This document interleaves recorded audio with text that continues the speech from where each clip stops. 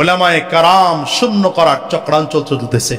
এই জন্য যে আপনাদের বিবাড়িয়া জেলার ফখরে বাঙ্গাল মাওলানা তাজুল ইসলাম সাহেব রহমতুল্লাহ আলাইহির এক কথা মনে পড়ে গেল। একবার তিনি প্রোগ্রামে রওনা করেছেন, তো ট্রেন স্টেশনে গিয়ে দেখতেছেন, আগেকার যুগের কথা বলছি, তো এই যুগের তো এখন বহু দূর থেকেও খুব সহজে আসা সম্ভব, তো সেই যুগের কথা বলছি। ফখরে বাঙ্গাল মাওলানা তাজুল ইসলাম রহমতুল্লাহ আলাইহি ট্রেন স্টেশনে গিয়ে দেখলেন ট্রেন ছেড়ে যাচ্ছে, দৌড়ে গিয়ে একটা বগিতে উঠছেন। যেই বগিতে উঠেছেন সেই বগিতে কিছু পাকিস্তানি মিলিটারিরা ছিল। হুজুরকে পায়া মোটামুটি একা যেভাবে বলা দরকার ব্যঙ্গ করে করে কথা বলতেছে। হুজুররা সমাজটারে নষ্ট করলো, হুজুররা জাতির বাধা, হুজুররা এই সমস্যার সব থেকে বড় বড় কারণ, হুজুররা আধুনিক রাস্তার বাধা, হুজুররা সমাজ বোঝে না, হুজুররা কিছুই বুঝে না, যা বলা দরকার সব বলতেছে। অনেকক্ষণ পরে ফখরে বাঙ্গাল ডেকে বললেন, ভাই রে, আসলে হুজুররা হলো এইটা। এটা কোনটা? এই আঙ্গুলটা যদি কেউ দেখায়, যারে দেখাইছে সে যদি সুস্থ থাকে, তাহলে প্রথম পিটানির ঠেলায় মাটিতে শোয়া লাগবে, ঠিক না? এইটা দেখানোর পরে তো আর্মিরা, পাকিস্তানি মিলিটারিরা আরো বেশি চিত্তে গেছে গা। এই মোল্লা মানুষ কোন জায়গায় কি দেখাইতে হবে তাও বুঝে না। ফখরে বাঙ্গাল বলেন, আরে আমি বললাম হুজুররা হলো এইটা। কয়টা দেখাইছে এখন? তা আগের চেয়ে চেতা আরো বেশি না? তা একজন কয়ে, দেখ রে, এত চেতিস না, দেখি না মোল্লা কি বুঝাইতে চায়। এই মোল্লা কি বুঝাইতে চাও? ফখরে বাঙ্গাল বলেন, দেখো, হাত হলো 5টা আঙ্গুল দিয়ে আল্লাহ তৈরি করেছেন। যদি হাতের কোনো কারণে এই আঙ্গুলটা নাও থাকে, তাইলেও হাতের কাজ চালানো যায়। যদি কোনো কারণে এই আঙ্গুলটাও না থাকে, হাতের কাজ চালানো যায়। কোনো কারণে যদি এই আঙ্গুলটা না থাকে, হাতের কাজ চালানো যায়। অথবা যদি এই আঙ্গুলটা না থাকে, হাতের কাজ চালানো যায়। যে কোনো একটা, এই 4 আঙ্গুলের মধ্যে যে কোনো একটা আঙ্গুল যদি না থাকে, হাতের কাজ চালানো যায়।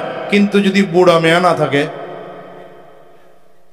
কন কন কন কন কন ডাইরেক্ট কি চামচ? কাটা চামচ, ঠিক না? না পারবেন লবণ নিতে, না পারবেন ভাত নিতে, না পারবেন তরকারি নিতে, না পারবেন কিছু ধরতে। তার মানে হলো হাতের 4টা আঙ্গুলের অন্যান্য একটা আঙ্গুল না থাকলেও হাতের কাজ চালানো যায়। একটা বৃদ্ধাঙ্গুলে না থাকলে হাতের কাজ চলে না। গোটা সমাজ চালাতে হলে ডাক্তারের দরকার, ইঞ্জিনিয়ারের দরকার, অ্যাডভোকেটের দরকার, পাইলটের দরকার, ব্যারিস্টারের দরকার, সব দরকার আছে। কিন্তু শুনে রাখো মুসলমান, উলামায়ে কেরাম যদি না থাকে, যদি না থাকে, ওয়ারিস যদি না থাকে, এদের ধ্বংস হয়ে যাবে, ধ্বংস হবে। এই জন্য উলামায়ে কেরাম লাগবে না লাগবে না? বলেন না, উলামায়ে কেরাম লাগবে না লাগবে না? কোরআন লাগবে না লাগবে না? আল্লাহু আকবার। দেখেন, মানুষের ব্রেইনটা কোরআনের পথে চলার জন্য যথেষ্ট না। ব্রেইনটা কোরআনের পথে চলার জন্য যথেষ্ট না। কথা বুঝতেছেন না মনে হয়। মানুষের ব্রেইন দ্বীনের পথে চলার জন্য যথেষ্ট না, জান্নাতের রাস্তায় চলার জন্য যথেষ্ট না। কারণ হলো, ব্রেইন এমন একটা বিষয়, আকল এমন একটা বিষয় যেটা বাড়ে, যেটা কমে।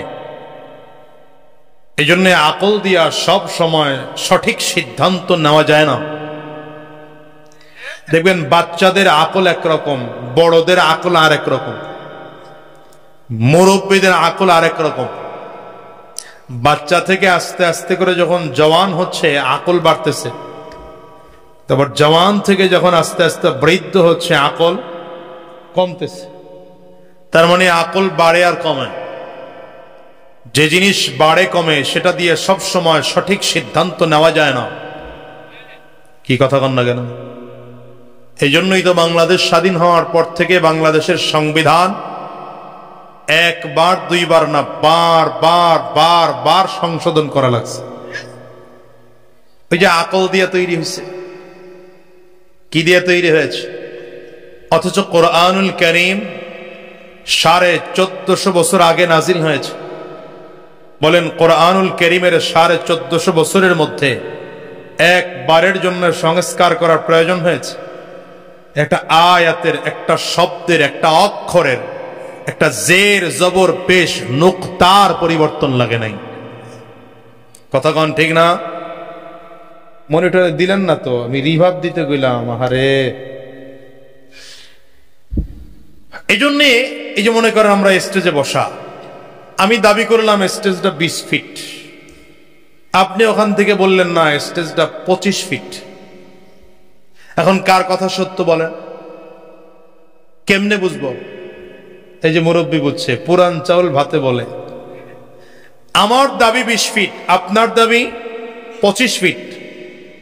আমাদের দুইজনের দুই রকম দাবি, কারটা সত্য বুঝবো? বুঝতে হলে মাপতে হবে, স্কেল নিতে হবে। এখন স্কেল নিলাম কিসের? রাবারের। কিসের স্কেল নিলাম? সঠিক পরিমাপ করা যাবে? রাবারের স্কেল নিলে আমারটাও সঠিক, আপনারটাও সঠিক।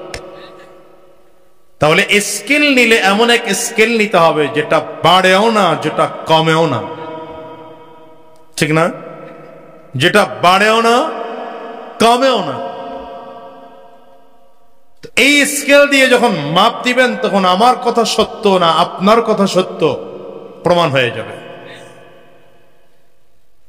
সুতরাং মানুষের জন্য এমন এক সংবিধান দরকার, গোটা জাতির জন্য মুক্তির জন্য এমন এক সংবিধান দরকার, যেই সংবিধান শুরুতেও যেমন থাকবে, পরেও তেমন থাকবে। যেই সংবিধান দিয়ে, এমন আকলওয়ালা মানুষ দিয়ে যদি সংবিধান তৈরি করা হয়, তাহলে 2-4-5 বছর পরে এই সংবিধান আবার পরিবর্তন করার দরকার হবে, আবার কিছুদিন পরে আবার পরিবর্তন করার দরকার হবে, আবার কিছুদিন পরে আবার পরিবর্তন করার দরকার হবে। বার করে পরিবর্তন করলেও শেষ পর্যন্ত দেখা যাবে এই সংবিধান জনগণের পক্ষে নয়, জনগণের বিরুদ্ধে চলে গেছে। দেখেন না, এই জন্যই তো এতবার সংবিধান সংশোধন করার পরেও বৈষম্য বিরোধী ছাত্রদের নামতে হয়েছে আন্দোলন করার জন্য। কারণ কি? আর একমাত্র কারণ, এদেশে যারা সংবিধান তৈরি করেছে এরা নিজস্ব জ্ঞান দিয়ে তৈরি করেছে। জ্ঞান কখনো বাড়ে, জ্ঞান কখনো কমে। সর্বোপরি যারা সংবিধান তৈরি করেছে এদের পেটও আছে, পকেটও আছে, পিঠও আছে। কথা বল না? সংবিধান তৈরি করার সময় নিজের পেট বাঁচায়া সংবিধান তৈরি করেছে, সংবিধান করার সময় পিঠ বাঁচায়া সংবিধান তৈরি করেছে, সংবিধান তৈরি করার সময় পকেট বাঁচায়া সংবিধান তৈরি করছে। যে কারণে এখন নতুন করে আবার সংবিধান সংশোধনের ডাক এসছে। তো আমার আল্লাহ তাআলার জ্ঞান আগেও যা ছিল এখনো তাই আছে না কমছে বাড়ছে? কমেও নাই, বাড়েও নাই। আগেও যা ছিল আল্লাহর ইলম এখনো তাই আছে। আল্লাহ তাআলার ইলম বাড়েও না, কমেও না। আল্লাহর আকল বাড়েও না, কমেও না। আল্লাহর পেট নাই, পিঠ নাই, পকেট নাই। নিজের স্বার্থের জন্য কোনো কিছু সংবিধান তৈরি করার প্রয়োজন নাই। এই জন্য বলে শোনা মুসলমান, এই বাংলাদেশের সংবিধান যখন যা তৈরি করা হয়েছে বার করে তৈরি করা হবে। খুদার কসম কোনোদিন সমাধান হবে না। সংবিধানকে ছুড়ে ডাস্টবিনে ফেলে দাও, ওখানে কোরআন বসাও, খুদার কসম এদেশে শান্তি আসতে বাধ্য।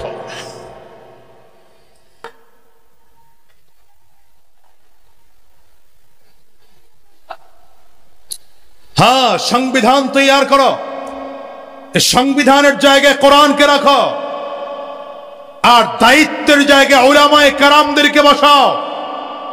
এটা ঠিক জোরে বলতে পারলেন না? আরো জোরে বলেন, আরো জোরে বলেন।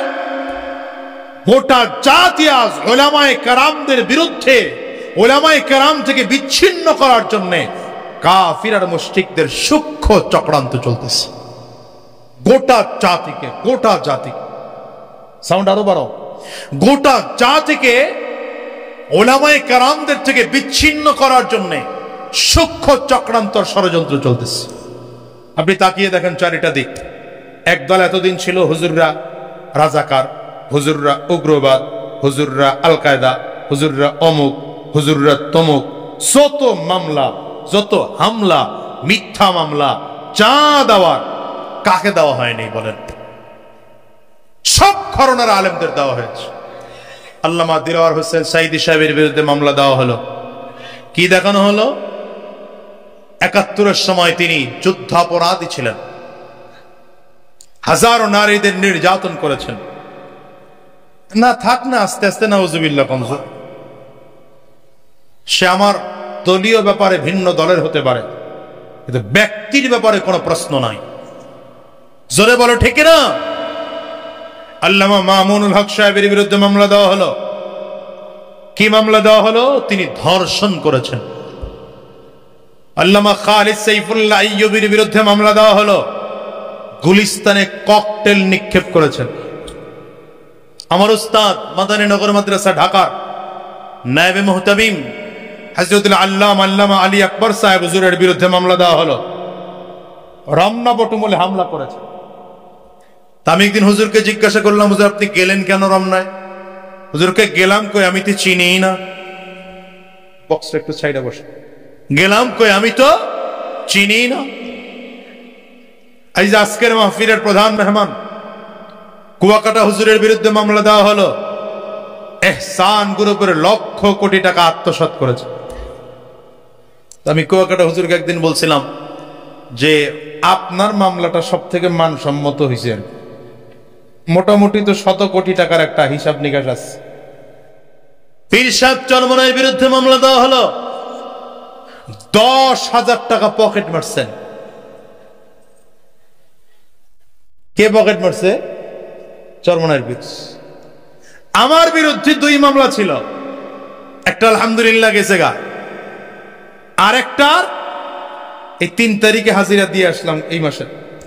আরো হাজিরা নাকি আরেকটা দিতে হবে, তাইলে শেষ হবে খালাস। কি মামলা দেওয়া হলো? আমি নাকি কার গাছ কাইটা আমার বাড়ি নিয়ে আসছি। আচ্ছা বলেন, প্রতিদিন 3টা-4টে করে প্রোগ্রাম করলে আমার গাছ কাটার টাইম কই? এগুলো এদেশের অবস্থা। কিন্তু আমি বলি, যারা উলামায়ে কেরামদেরকে হামলা করেছ, মামলা দিয়েছ, চক্রান্ত করেছ, ষড়যন্ত্র করেছ, উলামায়ে কেরামদেরকে জমিন থেকে বিদায় করতে চেয়েছ, দিন শেষে তাকিয়ে দেখো আমরা উলামায়ে কেরাম আজও রাজা বাদশার মতো করে কথা বলি। ময়দানে হাজারো লক্ষ জনতা আমাদের কথা দিলের কান লাগিয়ে শুনে। আমরা মাথা উঁচু করে কথা বলি, গলা উঁচু করে কথা বলি, বুক টান করে কথা বলি। তোমরা যারা মামলা করেছ, হামলা দিয়েছ, কলা পাতার বিছানায় তুমিও বাঁচতে পারো না।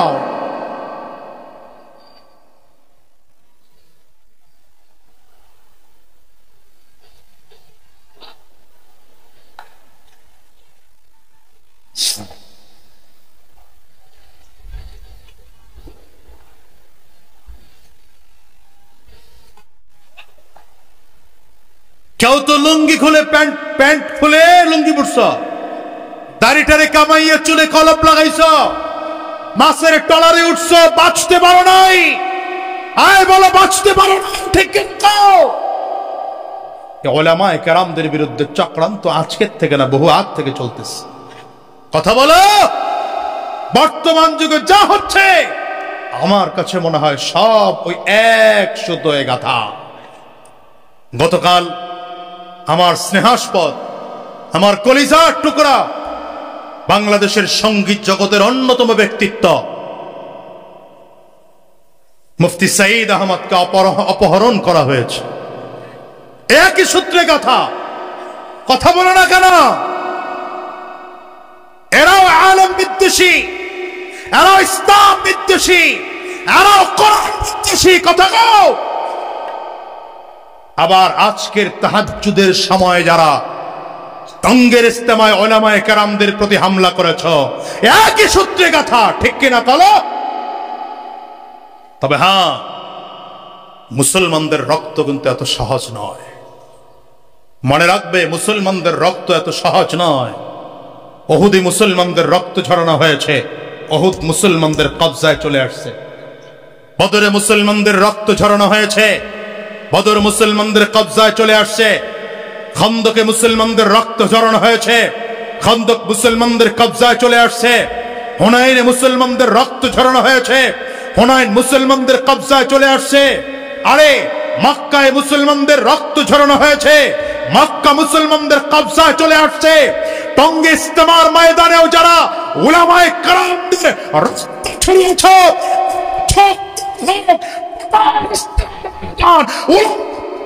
কবজায় চলে আসবে, উলামায়ে কেরামদের কবজায় চলে আসবে। দুই হাত উঁচা করে চিল্লা বলো ঠিক কেন?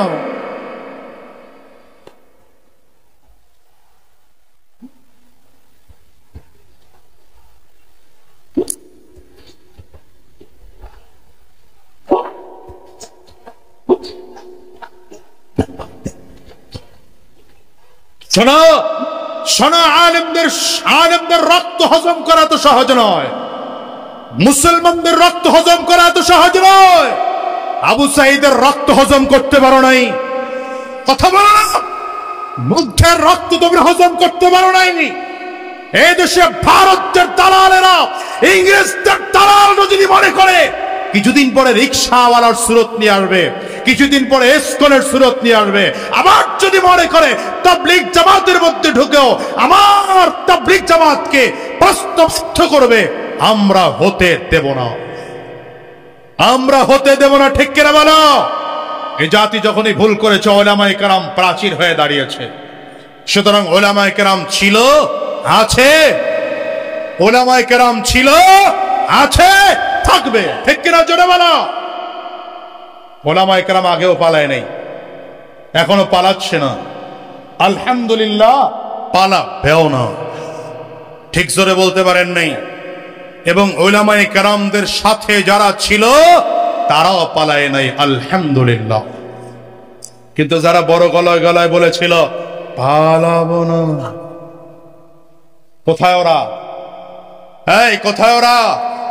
ওদের বাবাও নাই, দাদাও নাই, 14 গোষ্ঠী পালিয়েছে, 14 গোষ্ঠী পালিয়েছে, ঠিক কিনা বলো? এই জন্য আলেমদের সাথে থাকবা না জালিমদের সাথে, জোরে বলো, আলেমদের সাথে থাকবা না জালিমদের সাথে, ইমানদারদের সাথে থাকবা না বেঈমানদের সাথে, কোরআনওয়ালাদের সাথে থাকবা না কোরআন বিরোধীদের সাথে, মুসলমানদের সাথে না ইসকনের সাথে, হকের সাথে না বাতিলের সাথে। উলামায়ে কেরামদের সাথে থাকতে গিয়ে যদি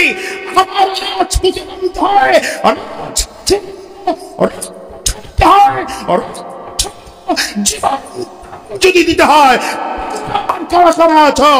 দাঁড়িয়ে দাঁড়িয়ে আল্লাহকে দেখাও।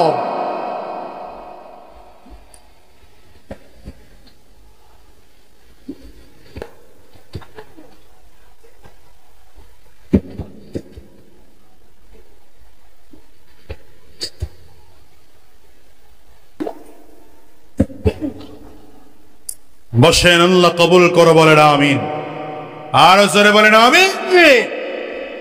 আল্লাহ তাআলার কোরআন জমিনে পাঠানোর মূল উদ্দেশ্য ব্রেইন মানুষের জন্য যথেষ্ট না, জান্নাতের পথে চলা, জান্নাতের পথে চলার জন্য ব্রেইন যথেষ্ট না।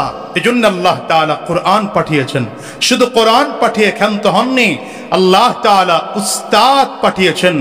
সর্বপ্রথম উস্তাদ, কোরআনের সর্বশ্রেষ্ঠ উস্তাদ, গোটা জাতির উস্তাদ, আমার আপনার নবী সরওয়ারে দু আলম আহমদ মুজতবা মুহাম্মদ মুস্তাফা। চিৎকার করে জোরে বলেন সাল্লাল্লাহু আলাইহি ওয়াসাল্লাম। আমার নবীকে আল্লাহ তাআলা জাতির উস্তাদ বানিয়ে পাঠিয়েছেন। নবীজি নিজেই বলেন বুইস্তু মুআল্লিমা, গোটা জাতির উস্তাদ বানিয়ে আমাকে পাঠানো হয়েছে। গোটা জাতির উস্তাদ কে? দেখছেন, কথা কয় না, গোটা জাতির উস্তাদ কে? আমরা সব নবীর ছাত্র। এখন যারা বসেছি আমরাও নবীর ছাত্র, যারা কথা বলেছি তারাও নবীর ছাত্র, সামনে যারা কথা বলবো তারাও নবীর ছাত্র। এই মাহফিলে গত বছর যিনি কথা বলেছেন তিনিও নবীর ছাত্র, আগামী বছর যিনি কথা বলবেন তিনিও নবীর ছাত্র। আমরা সব নবীর ছাত্র। আমাদের উস্তাদ কে? নবী মুহাম্মদুর রাসূলুল্লাহ। জোরে চিল্লায়া বলেন নবী মুহাম্মদুর রাসূলুল্লাহ। আল্লাহ তাআলা কোরআনও পাঠাইলেন, উস্তাদও পাঠাইলেন। কোরআনকে শরীয়তের ভাষায় বলে কিতাবুল্লাহ। কোরআনকে শরীয়তের ভাষায় কি বলে? আয় কথা বলেন, কোরআনকে শরীয়তের ভাষায় কি বলে? আর আল্লাহর মনোনীত ব্যক্তিবর্গ নবী থেকে আরম্ভ করে এখন পর্যন্ত যারা আছে এদেরকে শরীয়তের ভাষায় বলে রিজালুল্লাহ। একজন মানুষ দ্বীনের সঠিক রাস্তা পাইতে হলে এই কিতাবুল্লাহ রিজালুল্লাহ দুটোর সমন্বয় লাগবে। দুটোর কি লাগবে? এই জোরে কথা বলেন না, কি লাগবে? কিতাবুল্লাহ লাগবে, রিজালুল্লাহ লাগবে, আল্লাহর কোরআন নবীর সুন্নাহ লাগবে। দ্বিতীয় নম্বর, আল্লাহর মনোনীত ব্যক্তিবর্গের পরামর্শও লাগবে। একদল আছে যারা কিতাবুল্লাহ ছেড়ে দিয়েছে, রিজালুল্লাহ নিয়ে দৌড়ায়। কি নিয়ে দৌড়ায়? এরা বলে বাবার দরবারে মুরিদ টুরিদ হইলে আর কিছু লাগে থাকে না। আসেনি এমন একদল, এমন পীরও বাংলাদেশে আছে যেই পীরের মুখে দাড়িই নাই, যেই পীরের মুখে দাড়ি নাই, সেও নাকি বিশাল বড় পিসাব, তারও নাকি লক্ষ লক্ষ মুরিদ আছে। এ হলো একদল, এরা রিজালুল্লাহ ধরেছে, কিতাবুল্লাহর খবর নাই। হক না বাতিল? জোরে বলেন, সবাই কথা বলেন না, হক না বাতিল? আরেক দল আছে যারা রিজালুল্লাহর খবর নাই, কিতাবুল্লাহ নিয়ে পড়ে আছে, বলে আমাদের কাছে কোরআন আছে, সহিহ হাদিস আছে, আর কিচ্ছু লাগবে না। মাযহাব মানা শিরিক, হুজুর মানা শিরিক, পীর মানা শিরিক, এগুলো সব শিরিক আর বিদআত। আমরাই হকের উপরে আছি। এরা কিতাবুল্লাহ ধরেছে, রিজালুল্লাহ বাদ দিয়েছে। এরাও হক না বাতিল? হক কারা? যারা কিতাবুল্লাহ রেখেছে, রিজালুল্লাহ ধরেছে, কিতাবুল্লাহ ধরেছে, রিজালুল্লাহ ধরেছে। এই জন্যই তো সাহাবায়ে কেরাম কোরআন শিখেছেন নবীর কাছে গিয়ে, সাহাবায়ে কেরাম দামি হয়ে গেছে। আচ্ছা বলেন তো, সাহাবীরাও তো কোরআন পড়েছেন, এই একই কোরআন তো আমি আপনিও পড়ি নাকি না? কোরআন ভিন্ন? সাহাবায়ে কেরাম যে কোরআন পড়েছেন, আপনার আমার কোরআন কি একই কোরআন না ভিন্ন কোরআন? জোরে বলেন, জোরে বলেন, জোরে বলেন। একই কোরআন। সাহাবায়ে কেরামদের যুগে নবীর হাদিস যা ছিল এখনো হাদিস তাই আছে। যদি তাই থাকে তাহলে সাহাবী এত দামি হলো কেন? আমাদের দাম সাহাবায়ে কেরামদের তুলনায় এত কম হলো কেন? একটাই মাত্র কারণ, সাহাবী কোরআন শিখেছেন নবীর সুহবতে গিয়া। তাহলে সুহবতের দাম আছে না নাই? কথা বলেন, সুহবতের দাম আছে না নাই? তাহলে রিজালুল্লাহ বুঝতে হবে। গোটা জাতিকে উলামায়ে কেরাম শূন্য করার চক্রান্ত চলতেছে।